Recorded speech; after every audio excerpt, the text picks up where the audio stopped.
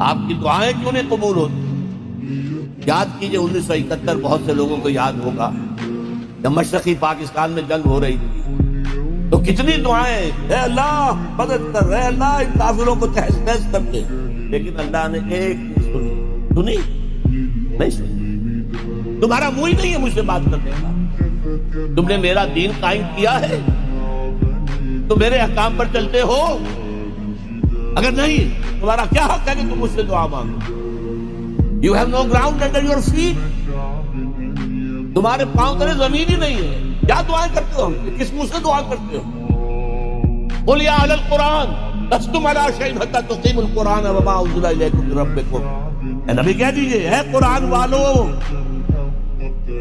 تمہاری کوئی حیثیت نہیں، کوئی حقیقت نہیں، ہماری نگاہوں میں کوئی وقت تمہاری نہیں جب تک کہ تم قرآن کو قائم نہیں